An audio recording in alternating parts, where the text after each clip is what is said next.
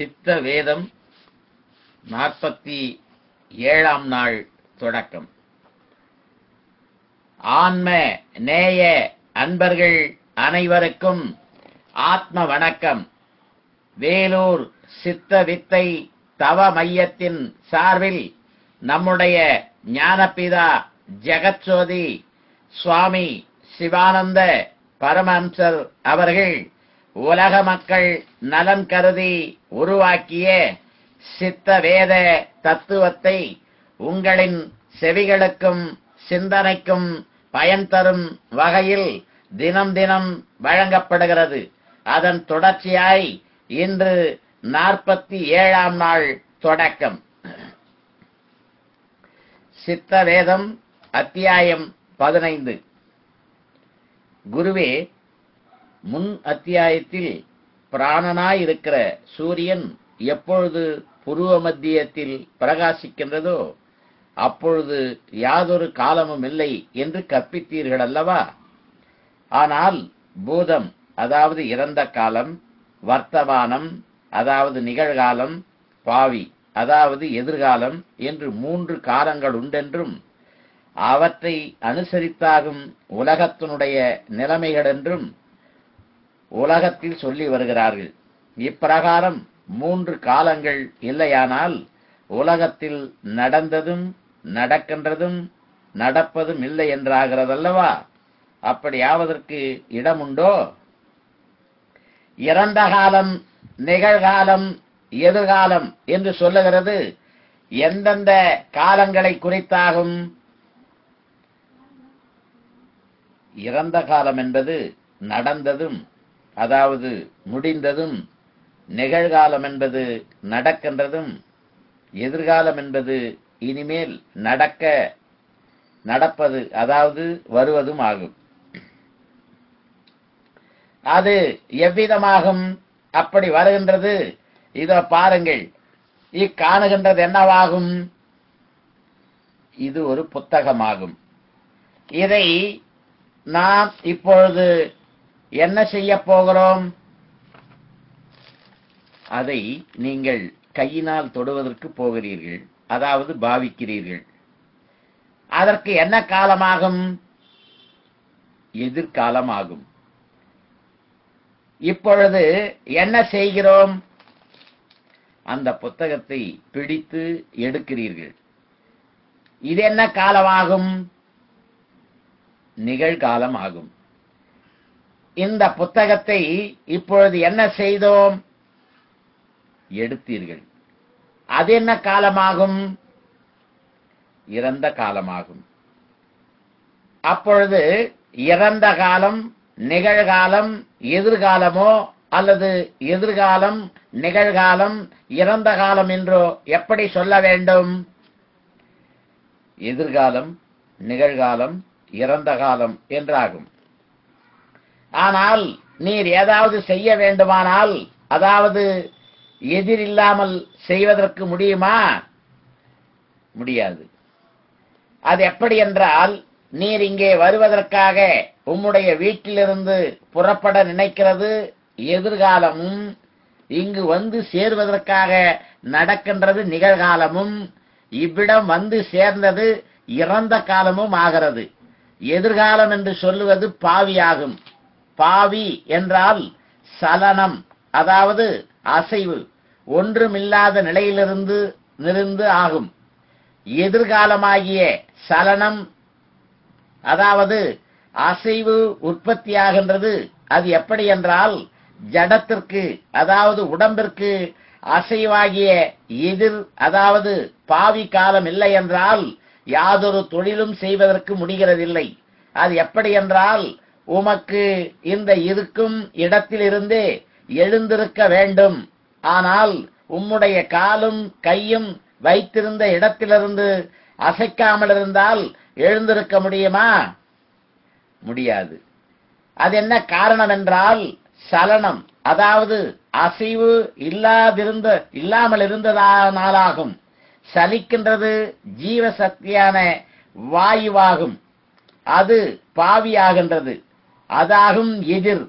அந்த வாயுவிலிருந்து உற்பவித்த மனமாகும் வர்த்தமானமாய் நடக்கின்ற நிகழ்காலம்.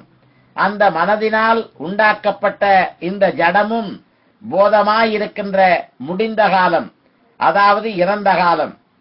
அது எப்படி என்றால், ஜீவசக்தியாய் எதிர்காலமாயிருக்கின்ற வாயுவும் நிகழ்காலமாயிருக்கின்ற மனதும் இல்லையானால் சம்யோகம் உண்டாகிறதில்லை. அதனால் நிகழ்காலமாயிருக்கின்ற மனம் போதமாய் இறந்ததாய் முடிந்ததாய் இருக்கிற ஜடத்தை புணர்ச்சியினால் உண்டாக்குகிறது. அது எவ்விதமென்றால், மனம் ரஜோகுணமாகும். ரஜோகுணமாயிருக்கின்ற மனம் பூதமாய் இறந்ததாய் முடிந்த காலமாகிய ஜடத்தை சிருஷ்டித்தது. அச்சிருஷ்டியை சாத்வீகமாய் ஜீவசக்தியாய் பாவியாய், அதாவது எதிர்காலமாய் இருக்கின்ற வாயு ரட்சிக்கிறது. சாத்வீகமாய் இருக்கிற அந்த வாயுவும் ரஜோகுணமாய் இருக்கின்ற மனதும் உள்ளபோது நான் என்கிற தேகாபிமானமாகிய அகங்காரம் உண்டாகிறது. அப்பொழுது 3 காலமாகிய நிலைமைகள் ஒன்று கூடியாகும். இக்காணப்படுகின்ற போதங்களை, அதாவது இறந்ததுகளை உண்டாக்குகின்றது. அதனால் நாம் ஏதொன்றினை கேட்பதும் காணுவதும் அறிவதும் செய்கிறோமோ அதெல்லாம் முடிந்த காலமான இறந்ததாகும். அப்படி உண்டாக்குகிறதுக்கு நடக்கின்ற, அதாவது உதவுகின்ற வஸ்து மனமாகும். அந்த மனமாகும் தொழில் மனமாகிறதுனால் அது நடந்து கொண்டிருக்கிற வர்த்தமானம் ஆகிய நிகழாகும். அந்த தொழிலாயிருக்கின்ற மனம் உண்டாவதற்கு காரணம் ஜீவசக்தியாகிய வாயுவாகும். அது பவிஷ்யத் காலமாகின்ற, அதாவது முன்பு உண்டானதான பாவி காலமாகிய, அதாவது எதிர்காலமும் ஆகின்றது. பாவி ஆகிய, அதாவது எதிராயிருக்கின்ற அந்த வாயு இல்லையானால் வர்த்தமான நிகழாக நடக்கின்ற காலமான தொழிலான மனதோ இறந்ததாய் முடிந்த காலமான அகங்காரமோ உண்டாகிறதில்லை. இவையெல்லாம் உண்டாகின்றது பாவி ஆகிய எதிராய் பவிஷ்யத் காலமான ஜீவசக்தியாயிருக்கிற வாயுவிலிருந்தாகும். காரணம், நாம் தூங்கும் சமயம் முன் சொன்ன 3 காலமும் இல்லை. அப்பொழுது யாதொன்றையும் அறிகிறதும் இல்லை. அப்பொழுது தன்னுடைய சக்தி உற்பத்தியாகி வெளியினுள்ளில் வாயுவாகி சலிக்கிறதில்லை.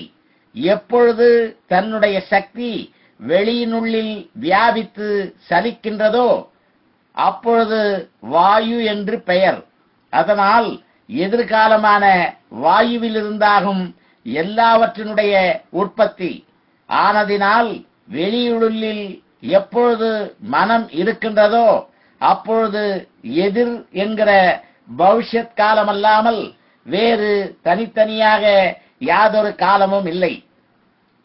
அவ்விதம் பாவியாகிய, அதாவது எதிராயிருக்கிற பவிஷ்யத் காலம் என்று சொல்லுகிற ஜீவசக்தியான வாயுவாயிருக்கிற வஸ்து எப்பொழுது வெளியினுள்ளில் சலிக்காமல் தன்னுடைய உற்பத்தி ஸ்தானமாகிய புருவ மத்தியில் லயிக்கின்றதோ அப்பொழுது காலம் நசிக்கிறது.